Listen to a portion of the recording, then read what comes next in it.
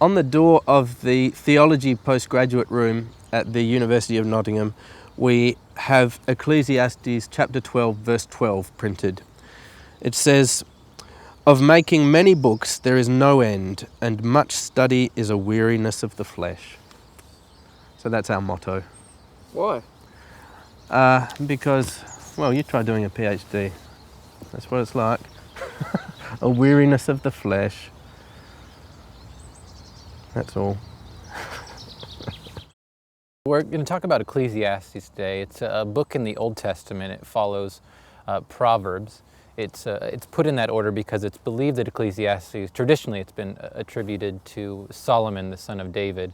And the reason for that is because it starts off, the words of the preacher, the son of David, king in Jerusalem. It's near the Psalms, and it's part of what's thought of as the wisdom literature of the Old Testament.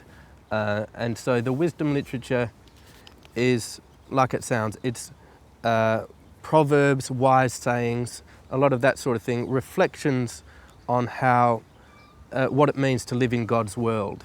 So what's interesting about it is he has an emphasis on the idea of, usually it's translated vanity, and he says, so wisdom is vanity, working is vanity, all these other things are vanity, and not in the sense that they make a person vain, but he's describing really a condition of the human nature.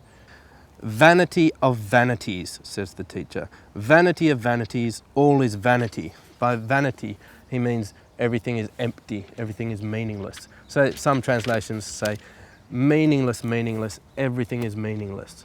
So it's not like commands and laws. That's a different part of the Bible. This is more wise observations on life. And Ecclesiastes is a part of the wisdom literature that comes from a very negative point of view. It's got a few famous texts in here. One would be this reference that you might hear at a funeral: "All are from the dust, and to the dust all return."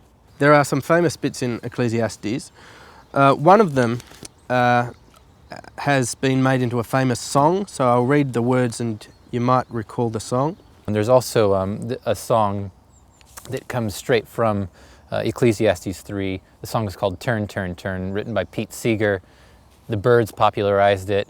A time to be born and a time to die. A time to be born, a time to die. A time to plant and a time to pluck up what is planted. A time to plant, a time to reap. You can't really say that they wrote it, though, because Pete Seeger only added, I think, 6 or 7 words to it. Everything else, though, is just straight out of Ecclesiastes. A time to kill and a time to heal. A time to kill, a time to heal. A time to throw away stones and a time to gather stones together. A time to gather stones together.